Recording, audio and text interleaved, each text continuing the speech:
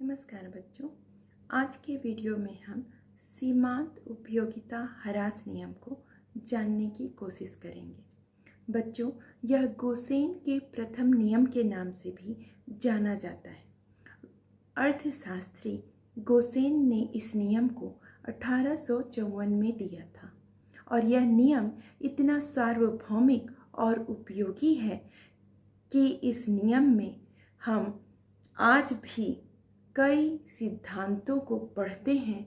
ये नियम कई सिद्धांतों का आधार है और आज भी व्यवहारिक जगत में लागू होता है।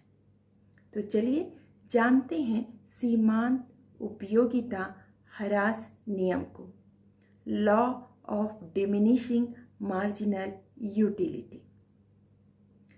मानवीय आवश्यकताओं की एक विशेषता होती है कि उनकी तीव्रता सीमित होती है। जैसे जैसे कोई उपभोक्ता किसी वस्तु का अधिक से अधिक उपभोग करता है, वैसे वैसे उस वस्तु से मिलने वाली सीमांत उपयोगिता गिरती चली जाती है और हम दैनिक जीवन में भी यह अनुभव करते हैं।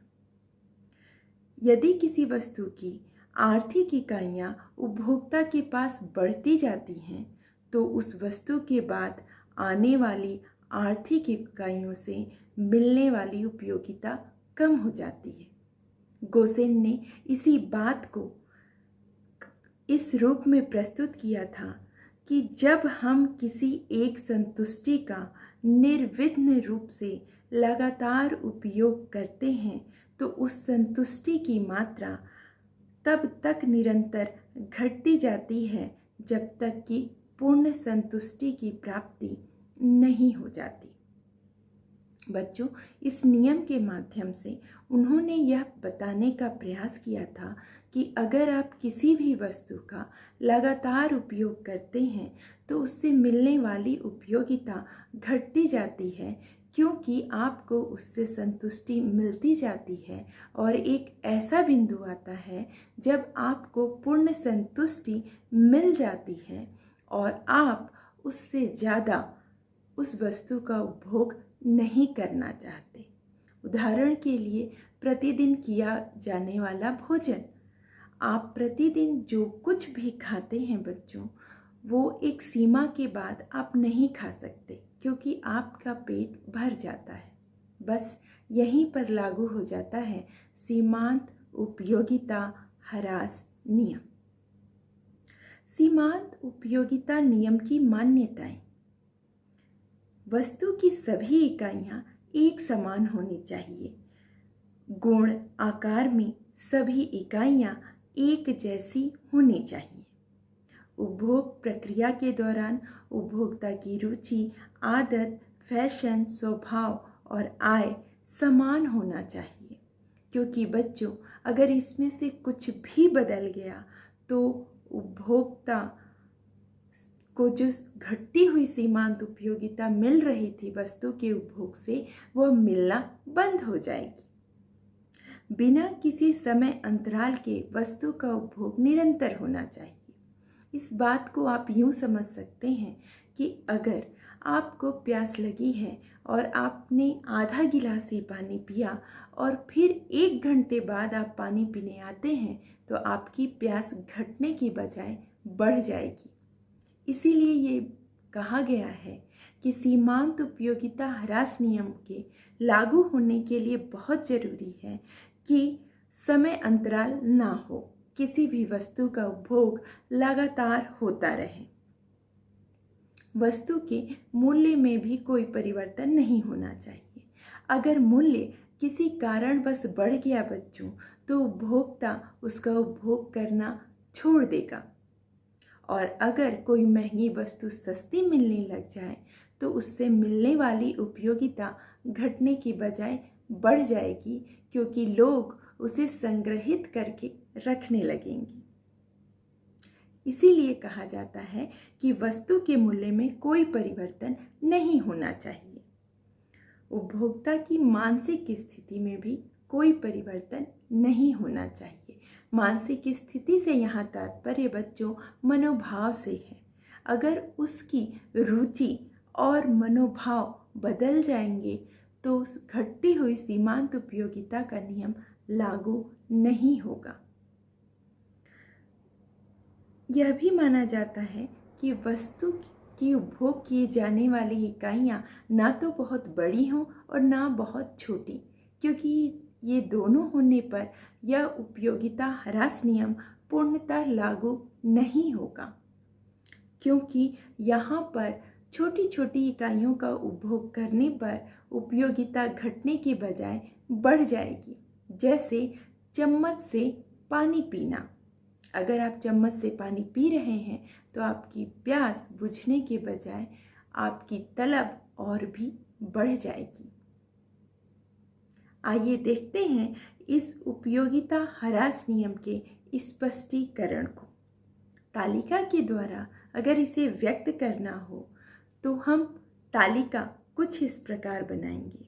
बच्चों, आप उपयुक्त तालिका में यह देख सकते हैं कि मिलने वाली सीमांत उपयोगिता 10, फिर 6, फिर 4, फिर 2, फिर 1 और अंत में 0 हो गई है, जो इस बात को बताता है कि मिलने वाली उपयोगिता कम होती जा रही है, क्योंकि उपभोक्ता को संतुष्टि मिलने लगी है और जहाँ पर यह 0 हो गई उसका अर्थ है कि उपभोक्ता को पूर्ण संतुष्टि मिल चुकी है।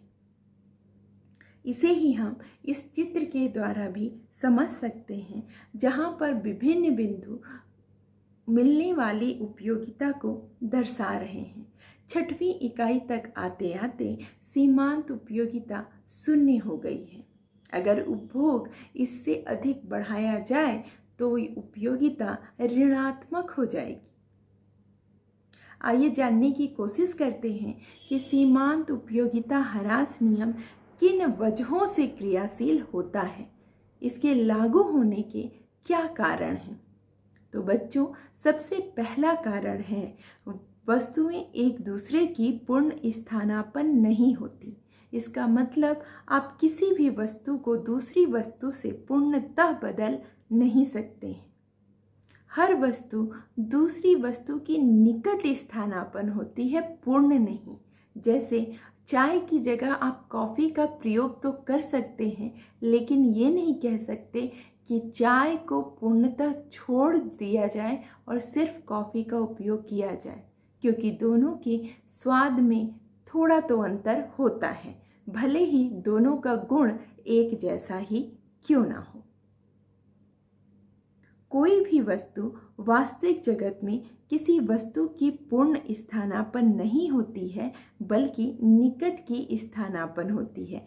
इसीलिए उपभोक्ता एक वस्तु की अधिक इकाइयों का उपयोग करता है तो उस वस्तु से मिलने वाली उपयोगिता कम हो जाती है। दूसरा जो प्रमुख कारण है बच्चों, वो है विशिष्ट आवश्यकताओं की संतुष्टि। इस नियम की क्रियाशीलता का दूसरा कारण यह है कि यद्यपि किसी उपभोक्ता की सभी आवश्यकताओं को पूर्ण संतुष्ट नहीं किया जा सकता, परंतु किसी एक विशिष्ट आवश्यकता को संतुष्ट किया जा सकता है। और इसीलिए जब उस आवश्यकता की संतुष्टि का प्रयास किया जाता है बच्चों, तो लगातार वस्तुओं का उपभोग होता है और उपभोग के कारण धीरे धीरे मिलने वाली उपयोगिता कम होती जाती है, क्योंकि उपभोक्ता पूर्ण तृप्ति को प्राप्त कर लेता है, उसे संतुष्टि मिल जाती है। अब एक बार हम देख लेते हैं कि अर्थशास्त्र में इस नियम का क्या महत्व है। तो बच्चों, यह नियम इतना सार्वभौमिक है कि 1854 में दिया गया गोसेन का यह नियम आज इस साल में भी उतना ही उपयोगी और उतना ही प्रासंगिक है जितना उस काल में था। इस बात से ही इस नियम के महत्व का पता चलता है बच्चों। फिर भी अगर कुछ बिंदुओं में बांधना हो तो हम कहेंगे कि यह नियम मांग के नियम की व्याख्या करता है तथा यह भी सिद्ध करता है कि मांग वक्र दाईं ओर गिरता हुआ क्यों होता है, घटती हुई सीमांत उपयोगिता के कारण। यह नियम उपभोक्ता की बचत सिद्धांत का भी आधार है। उपभोक्ता जब भी किसी वस्तु का उपभोग प्रारंभ करता है तो उसे उसकी कीमत कम लगती है और उससे मिलने वाली उपयोगिता ज़्यादा। लेकिन जब वो इसी वस्तु को खरीदता चला जाता है बच्चों, तो एक ऐसा बिंदु आता है जहां उसे ये लगने लगता है कि उसे कोई बचत नहीं मिल रही, वह उतने ही पैसे उस वस्तु के लिए दे रहा है जितनी उससे उपयोगिता मिल रही है। आधुनिक जगत में बच्चों यह नियम कर प्रणाली का भी आधार है। सरकार यह मानती है कि अमीरों के पास धन ज़्यादा होने से मुद्रा की हर एक बढ़ती हुई इकाई उनके लिए घटती हुई सीमांत उपयोगिता देती है। इसीलिए वह अमीरों पर ज़्यादा कर लगाकर उसे गरीबों पर खर्च कर देती है। बच्चों, यह नियम विनिमय मूल्य और प्रयोग मूल्य के अंतर को भी बताता है। विनिमय मूल्य का अर्थ है बच्चों वस्तुओं की कीमत, और प्रयोग मूल्य का अर्थ है कि आप जितना भी उस वस्तु की कीमत देने को तैयार थे। एक उदाहरण से इसे समझिए, जैसे आपको अगर पेन जरूरी है तो आप उस पेन की उपयोगिता के कारण उसके 50 रुपये भी देने को तैयार हो जाएंगे। ये हुआ उसका प्रयोग मूल्य। और वह पेन अगर आपको 10 रुपये में मिल गया बच्चों, तो यह हुआ उसका विनिमय मूल्य। तो बताइए, इसमें आप अंतर किस आधार पर कर रहे हैं? उपयोगिता के आधार पर ना। इसीलिए बच्चों, उपयोगिता ह्रास नियम के लिए ये माना जाता है कि यह बहुत ही महत्वपूर्ण नियम है और यह विनिमय मूल्य और प्रयोग मूल्य के अंतर को भी बताता है। सीमांत उपयोगिता ह्रास नियम इस तथ्य को भी स्पष्ट करता है कि किसी वस्तु की पूर्ति में वृद्धि होने से उस वस्तु के मूल्य में कमी क्यों आती है। वस्तु की पूर्ति अगर बढ़ गई है बच्चों, मतलब उसकी इकाइयां बढ़ गई हैं। जब उसकी इकाइयां बढ़ जाएंगी तो उससे मिलने वाली उपयोगिता धीरे धीरे कम हो जाएगी। इसीलिए वस्तु की पूर्ति बढ़ने पर उसके मूल्य में कमी आ जाती है।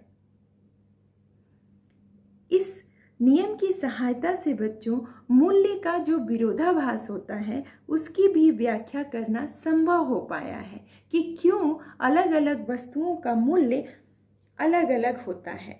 और इसी से संबंधित किन्स ने, एडम स्मिथ ने एक बात कही थी, हीरक जल विरोधाभास।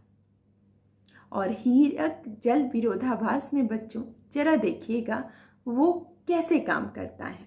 जल हमारे लिए बहुत ज़रूरी है और यह सर्व उपलब्ध है, और ठीक वैसे ही हीरा भी हमारे लिए एक बहुमूल्य धातु है, किंतु यह दुर्लभ है। उसके बावजूद, जल की अधिक उपयोगिता होने के बावजूद बच्चों पानी की कीमत कम है, जबकि हीरे की कम उपयोगिता होने के बावजूद भी उसकी कीमत बहुत ऊंची है। तो इसे ही कहते हैं हीरक जल विरोधाभास। तो इसे हम सीमांत उपयोगिता ह्रास नियम से समझ सकते हैं। सीमांत उपयोगिता ह्रास नियम ये कहता है कि जिस भी वस्तु की ज़्यादा इकाई होगी उससे मिलने वाली उपयोगिता कम हो जाएगी। और पानी की अगर ज़्यादा इकाइयाँ हैं या पानी सर्वसुलभ है तो उससे मिलने वाली उपयोगिता को हम कम मानेंगे। जबकि हीरा कम है तो उससे मिलने वाली उपयोगिता को हम अधिक मानेंगे। तो जिससे अधिक उपयोगिता मिलेगी उसका दाम ज़्यादा होगा, और जिससे कम उपयोगिता मिलेगी उसका दाम कम होगा। इसी बात को एडम स्मिथ और प्रतिष्ठित अर्थशास्त्री नहीं समझा पाए थे, और इस बात को गोसेन के प्रथम नियम के आने के बाद बहुत ही आसानी से पूरी दुनिया ने मान लिया था। तो इस प्रकार आपने देखा सीमांत उपयोगिता ह्रास नियम कितना महत्वपूर्ण नियम है। उसके बावजूद बच्चों कुछ ऐसे क्षेत्र भी माने गए हैं जिस पर यह नियम लागू नहीं होता है। आइए देख लेते हैं सीमांत उपयोगिता ह्रास नियम के अपवाद, ये किन किन क्षेत्रों में लागू नहीं होता। मादक वस्तुओं जैसे शराब पर यह नियम लागू नहीं होता, क्योंकि कोई व्यक्ति जितनी अधिक शराब पीता है उतनी ही अधिक वह उसे और पीना चाहता है। तो इस नियम को हम ये मानते हैं कि मादक पदार्थों के सेवन पर यह नियम लागू नहीं होता। और अगर कोई आपसे पूछे कि कारण क्यों, तो आप जरूर बताइएगा, क्योंकि मादक पदार्थों के सेवन के बाद व्यक्ति की मनोदशा सही नहीं रह जाती।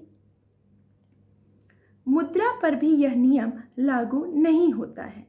जितनी अधिक मुद्रा किसी व्यक्ति के पास होती है वह उतनी अधिक मुद्रा कमाना चाहता है। तो ये माना जाता है बच्चों कि व्यक्ति के इस स्वभाव के कारण या इस दुनिया के एक आर्थिक जगत होने के कारण भी मुद्रा पर यह नियम लागू नहीं होता। यदि वस्तु की इकाइयाँ छोटी हों तो भी ये नियम लागू नहीं होता। जैसे यदि हम बूंद बूंद करके पानी पिए तो हमारी प्यास बढ़ जाएगी, घटेगी नहीं। बच्चों, यह था गोसेन का प्रथम नियम, जिसे हम सीमांत उपयोगिता ह्रास नियम के नाम से जानते हैं।